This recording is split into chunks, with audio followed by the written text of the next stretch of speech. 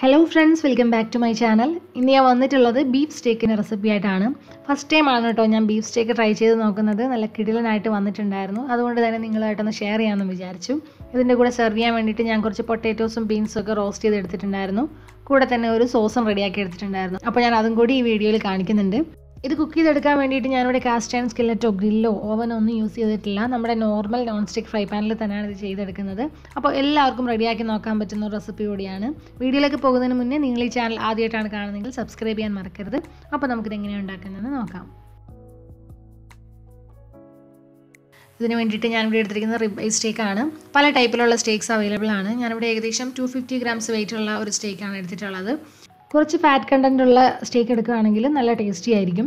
അപ്പോൾ നമുക്ക് ആദ്യം ഇതൊന്ന് തുടച്ചെടുക്കണം. അതിലൊട്ടും വെള്ളം ഉണ്ടാവാനായിട്ട് പാടില്ല. ഒരു കിച്ചൺ പേപ്പർ വെച്ചിട്ട് നന്നായിട്ട് അതിലെ മോയ്സ്ചറൊക്കെ ഒന്ന് തുടച്ച് മാറ്റണം.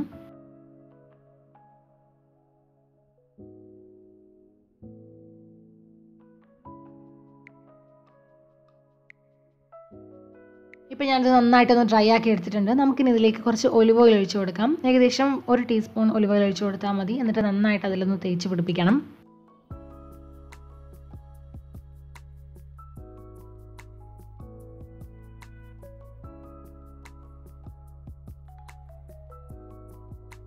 അപ്പോൾ ഞാനിതിലേക്ക് ഒലിവ് ഓയിൽ നന്നായിട്ട് തേച്ച് പിടിപ്പിച്ചിട്ടുണ്ട്. നമുക്കിനി ഇതിലേക്ക് ആവശ്യത്തിനുള്ള ഉപ്പ് ചേർത്ത് കൊടുക്കാം. ഞാനിവിടെ കല്ലുപ്പാണ് എടുത്തിട്ടുള്ളത്. എന്നിട്ട് ഈ ഉപ്പ് നല്ലതുപോലെ ഇതിലേക്ക് തേച്ച് കൊടുക്കാം.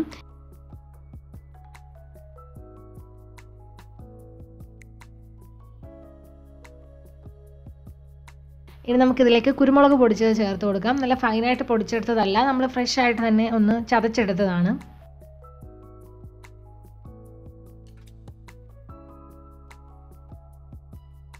ഇപ്പോൾ രണ്ട് സൈഡും ഇതുപോലെ തന്നെ ഉപ്പും കുരുമുളകും ചേർത്തിട്ട് നന്നായിട്ടൊന്ന് തേച്ച് കൊടുക്കണം.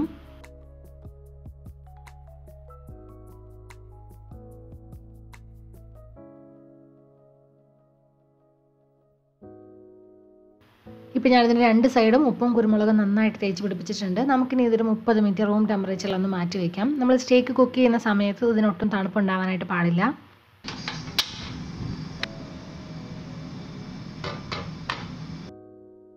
ഇനി നമുക്കൊരു നോൺ സ്റ്റിക്ക് പാൻ ചൂടാക്കാം. പാൻ നന്നായിട്ട് ചൂടായി കഴിയുമ്പോൾ അതിലേക്ക് നമുക്ക് സ്റ്റേക്ക് വെച്ച് കൊടുക്കാം. നിങ്ങളുടെ കയ്യിൽ കാസ്റ്റ് അയൺ സ്കില്ലറ്റ് ഉണ്ടെങ്കിൽ അതാണ് ഏറ്റവും നല്ലത്. ഇനി ഇതിലേക്ക് 1-2 ടേബിൾ സ്പൂൺ ബട്ടർ ചേർത്ത് കൊടുക്കാം. സ്റ്റേക്കിന് നല്ല ഫാറ്റ് ഉണ്ടെങ്കിൽ നമുക്ക് കുറച്ച് ബട്ടർ ചേർത്ത് കൊടുത്താൽ മതിയാവും. പിന്നെ ഈ സ്റ്റേക്കിൻ്റെ കുക്കിംഗ് ടൈം അനുസരിച്ച് അതിൻ്റെ ടെക്സ്ചർ വ്യത്യാസം ഉണ്ടാകും. അപ്പോൾ നമ്മൾ പെട്ടെന്ന് വേണം ഇത് ചെയ്യാനായിട്ട്. കുറച്ച് സമയം കൊണ്ടാണ് നമ്മളിത് കുക്ക് ചെയ്തെടുക്കുന്നത്. നമുക്കിനി ഇതിലേക്ക് കുറച്ച് ഹെർബ്സ് ഒക്കെ ചേർത്ത് കൊടുക്കാം. എൻ്റെ കയ്യിൽ കുറച്ച് ഡ്രൈഡ് റോസ്മേരി ഉണ്ടായിരുന്നു, അപ്പോൾ അത് കുറച്ച് ചേർത്ത് കൊടുക്കാം. നിങ്ങളുടെ കയ്യിൽ ഫ്രഷ് റോസ്മേരി ഉണ്ടെങ്കിൽ അത് ചേർത്ത് കൊടുക്കാം, അല്ലെങ്കിൽ തൈം ചേർത്ത് കൊടുക്കാം. അപ്പോൾ ഇതൊന്നും ചേർത്തില്ലെങ്കിലും കുഴപ്പമില്ല. നമുക്കിനി ഇതിലേക്ക് 2-3 അല്ലി വെളുത്തുള്ളി ഒന്ന് ചതച്ചിട്ട് ചേർത്ത് കൊടുക്കാം. ഇതിൻ്റെ കുക്കിംഗ് ടൈം ഏകദേശം 2 to 3 മിനിറ്റ്സ് ആണ്. മാക്സിമം പോയാൽ ഒരു 4 മിനിറ്റ് ഒരു സൈഡ് കുക്ക് ചെയ്യാൻ പാടുള്ളൂ. ഒരുപാട് നേരം ഇത് കുക്ക് ചെയ്താൽ ഈ സ്റ്റേക്ക് ശരിക്കും ഡ്രൈ ആയി പോകും. അതിൻ്റെ ഒരു ടെക്സ്ചർ തന്നെ അങ്ങ് മാറിപ്പോകും. അപ്പോൾ ഞാനിത് ഏകദേശം ഒരു 3 മിനിറ്റ്സ് ഒരു സൈഡ് കുക്ക് ചെയ്തെടുത്തിട്ടുണ്ടായിരുന്നു.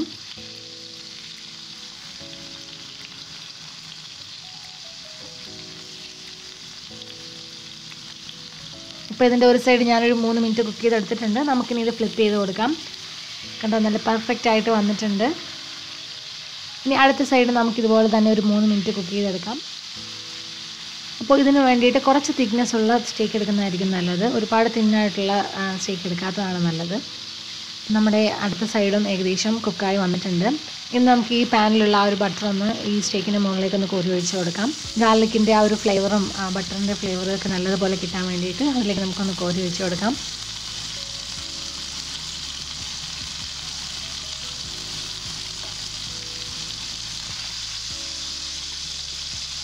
ഇതിൻ്റെ സൈഡൊക്കെ ഒന്ന് നല്ലൊരു ബ്രൗൺ കളർ ആവാൻ വേണ്ടിയിട്ട് ഇതുപോലെ ഒന്ന് വെച്ച് കൊടുക്കാം.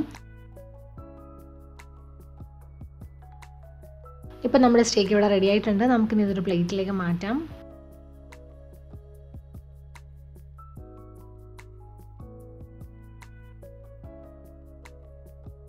ഇനി നമ്മൾ സ്റ്റേക്ക് കുക്ക് ചെയ്തെടുത്ത അതേ പാനിലേക്ക് തന്നെ ഒരു മീഡിയം വലുപ്പത്തിലുള്ള പൊട്ടാറ്റോ ചേർത്ത് കൊടുക്കാം. അതൊന്ന് ഡൈസ് ചെയ്തെടുത്തിട്ട് വേണം ചേർത്ത് കൊടുക്കാൻ. എന്നിട്ട് നന്നായിട്ടൊന്ന് സോട്ട് ചെയ്ത് കൊടുക്കാം. ഇനി ഇതിലേക്ക് നമുക്ക് ആവശ്യത്തിനുള്ള ഉപ്പ് ചേർത്ത് കൊടുക്കാം. നിങ്ങൾക്ക് വേണമെങ്കിൽ ഇത് ഓവനിലും ചെയ്തെടുക്കാവുന്നതാണ്. ഇനി ഇതിലേക്ക് ക്രഷ് ചെയ്തെടുത്ത കുരുമുളകും കൂടി ചേർത്ത് കൊടുക്കുന്നുണ്ട്. ഏകദേശം 5 മുതൽ 7 മിനിറ്റ് വരെ ഇതിനെ ഒന്ന് റോസ്റ്റ് ചെയ്തെടുക്കുക. അതിൻ്റെ സൈഡൊക്കെ ഒന്ന് നല്ലൊരു ബ്രൗൺ കളർ ആയി വരുന്നവരെ ഇതിനെ ഒന്ന് റോസ്റ്റ് ചെയ്തെടുക്കാം. നമ്മുടെ പൊട്ടറ്റോസ് റോസ്റ്റായി വന്നിട്ടുണ്ട്. നമുക്കിനി ഇത് പാനിൽ നിന്നും മാറ്റാം. ഇനി ഒരു പാൻ ചൂടാക്കിയിട്ട് അതിലേക്ക് നമുക്ക് 1 ടീസ്പൂൺ ബട്ടർ ചേർത്ത് കൊടുക്കാം. ബട്ടർ മെൽറ്റായി വരുമ്പോൾ അതിലേക്ക് നമുക്ക് കുറച്ച് ബീൻസ് ചേർത്ത് കൊടുക്കാം. സൈഡൊക്കെ ട്രിം ചെയ്തെടുത്ത ബീൻസാണ് ചേർത്ത് കൊടുക്കുന്നത്. എന്നിട്ട് നമുക്ക് അതിനെ ഒന്ന് ചെറുതായിട്ടൊന്ന് വഴറ്റിയെടുക്കാം. അപ്പോൾ പെട്ടെന്ന് കുക്കായി വരാൻ വേണ്ടിയിട്ട് അതിലേക്ക് ഒരു 1-2 ടേബിൾ സ്പൂൺ വെള്ളം ഒഴിച്ചിട്ട് കുറച്ച് നേരം ഒന്ന് കവർ ചെയ്ത് വെക്കുക. 1 മിനിറ്റ് ഒന്ന് കവർ ചെയ്ത് വെക്കുകയാണെങ്കിൽ പെട്ടെന്ന് കുക്കായി വരും.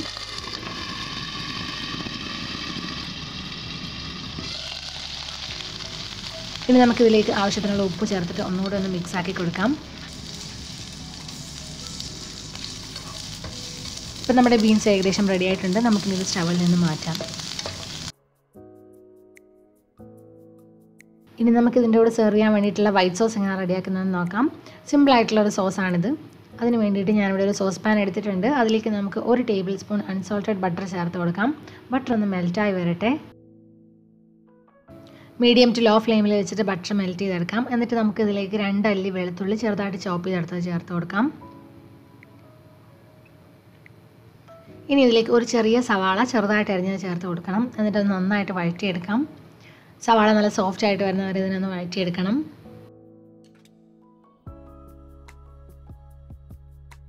ഇനി ഇതിലേക്ക് 1/2 ടേബിൾ സ്പൂൺ മൈദ ചേർത്ത് കൊടുക്കാം. കുറച്ച് സമയം നമുക്കിതിനൊന്ന് ബട്ടറിലൊന്ന് റോസ്റ്റ് ചെയ്തെടുക്കാം. ലോ ഫ്ലെയിമിൽ വെച്ചിട്ട് വേണം ഇതിനെ റോസ്റ്റ് ചെയ്തെടുക്കാൻ. നമുക്കിനി ഇതിലേക്ക് 1 കപ്പ് ഫുൾ ഫാറ്റ് മിൽക്ക് ചേർത്ത് കൊടുക്കാം. 1/4 കപ്പ് തിക്ക് ക്രീം ചേർത്ത് കൊടുക്കാം. ഒരു ചീസ് ട്രയാങ്കിളും കൂടി ഞാൻ ഇതിലേക്ക് ചേർത്ത് കൊടുക്കുന്നുണ്ട്. എന്നിട്ട് നന്നായിട്ട് മിക്സ് ചെയ്തെടുക്കാം.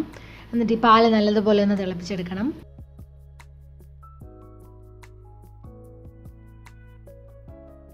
ഇത് തിളച്ച് വരുമ്പോൾ നന്നായിട്ടൊന്ന് മിക്സ് ചെയ്ത് കൊടുത്തുകൊണ്ടേ ഇരിക്കണം. സോസ് ചെറുതായിട്ടൊന്ന് തിക്കാവാനായിട്ട് തുടങ്ങും തിളച്ച് വരുമ്പോൾ. നമുക്കിനി ഇതിലേക്ക് കുറച്ച് ഹെർബ്സ് ഒക്കെ ചേർത്ത് കൊടുക്കാം. 1/4 ടീസ്പൂൺ ഒറിഗാനോ, 1/4 ടീസ്പൂൺ റോസ്മേരി.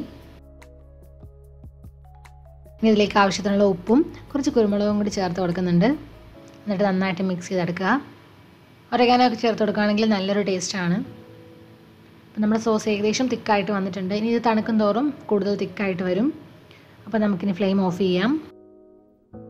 ഇനി നമുക്കിതിലേക്ക് അവസാനമായിട്ട് കുറച്ച് നാരങ്ങ നീരും കൂടെ ചേർത്തിട്ട് ഒന്നുകൂടെ മിക്സ് ആക്കി എടുക്കാം.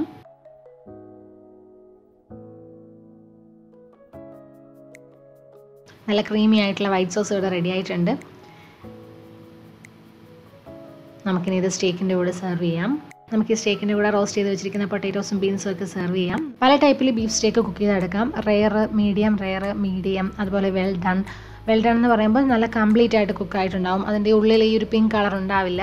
അങ്ങനെ ചെയ്യുമ്പോൾ ശരിക്കും കുറച്ചുകൂടെ ഹാർഡായിട്ട് പോകും. അതുകൊണ്ട് ഉള്ളിൽ കുറച്ച് ജ്യൂസി ആയിട്ടുള്ള ആ ഒരു പരുവത്തിലാണ് ഞാനിപ്പോൾ കുക്ക് ചെയ്തെടുത്തത്.